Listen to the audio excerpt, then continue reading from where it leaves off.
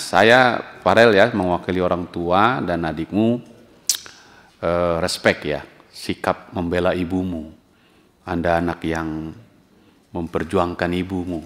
Saya pribadi dan kami semua di sini sangat menghargai itu, dan buktinya Komisi 3 terpanggil hatinya untuk memanggilmu datang kemari dan menjadi contoh kepada banyak orang yang setia dan menghormati ibunya, dan ketika diperlukan ia membela ibunya. Saya respect untukmu ya.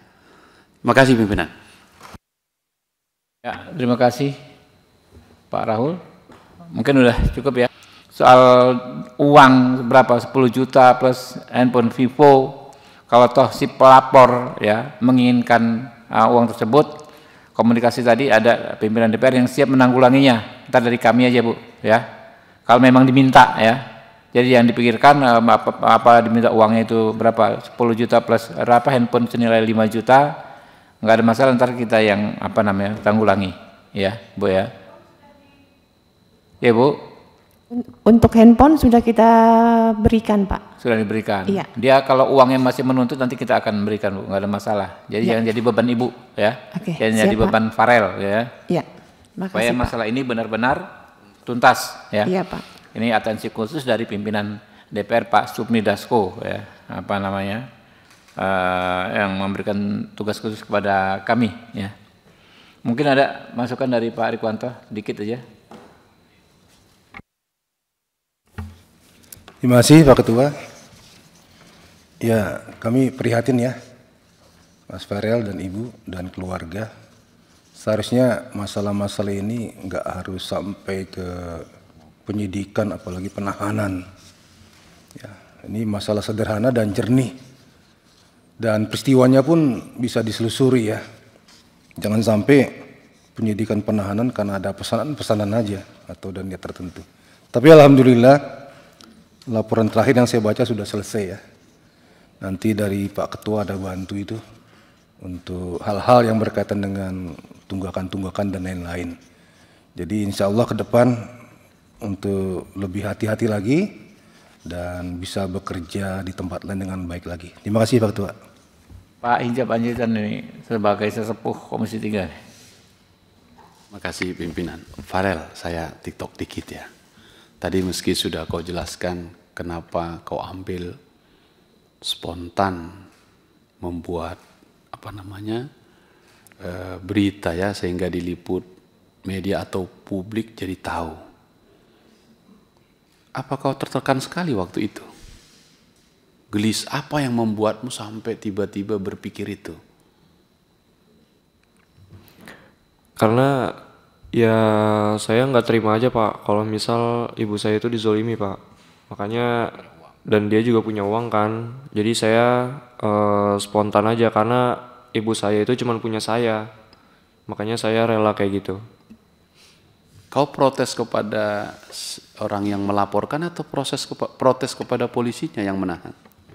Nah, saya di situ juga minta keadilan Pak, karena ibu saya itu tidak terbukti bersalah, tetapi malah ditahan. Nah, di situ yang agak aneh. Itu yang mendorongmu spontan? Iya, betul. Sendirian pikiran itu waktu itu atau ada yang kawan lain yang? Enggak, saya sama adik saya. Berdua saja? Berdua saja. Tiba-tiba spontan membela ibu? Iya, betul. Iya. Tadi sudah dengar pimpinan ya.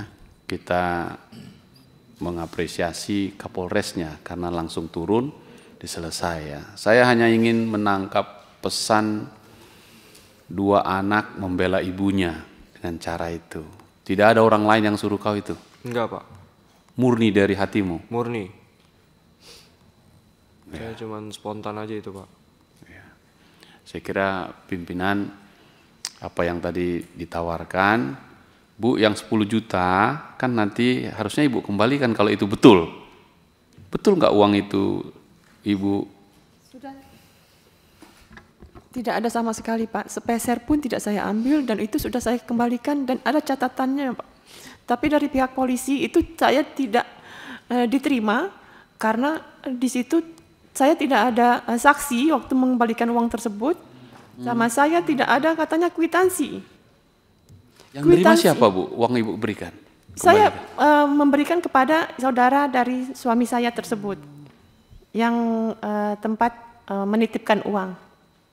Dan itu semua ada catatannya via WA juga semua ada.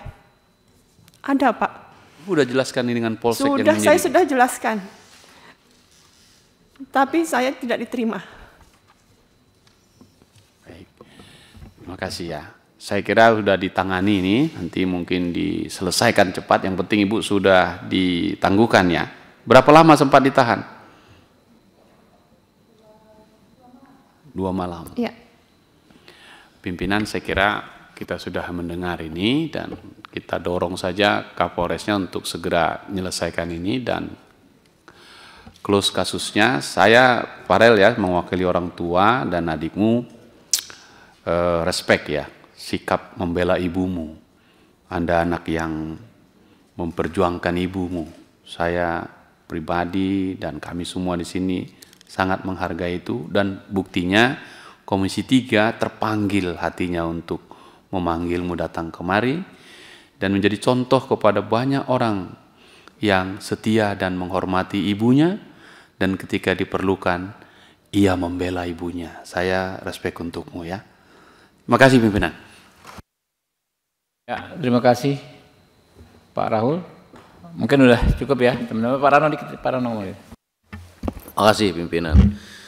Jadi Bu, yang pertama memang apa yang dilakukan Pak Farel tuh insya Allah akan dilakukan banyak anak. Jadi contoh, demi ibunya bisa ngelakuin apapun, kan gitu ya Bu ya. Jadi kemarin sempat atensinya pimpinan Pak Dasko, karena saya sebetulnya di dapil situ juga, itu memang langsung turun, memerintahkan saya, memerintahkan Pak Kapolres untuk mengecek, karena ternyata perkara ini adanya di Polsek. Atas pengetahuan Kapolres lakukan penahanan. Nah makanya langsung atensi itu langsung dijalankan, hari itu pun langsung dikeluarkan, terus langsung tadi malam sudah selesai ya, urusan RJ-nya Bu ya. Jadi sudah dicabut semua, clear ya Bu? Laporan sudah lapor ya? Gimana Pak? Tinggal menunggu SP3 Pak. Oh ya udah, berarti hari ini suruh SP3 kan kejar, karena kan sudah persyaratan sudah selesai semua. Agar perkara Ibu tidak digantung-gantung. Ya Bu ya. Jadi insya Allah ini langsung dikawal sama pimpinan DPR, Pak Dasko dan kawan-kawan semua, insya Allah langsung selesai lah Bu. Sekali lagi tapi saya senang karena ya Ibu punya anak yang baik. Ya Bu ya. Terima kasih saja pimpinan.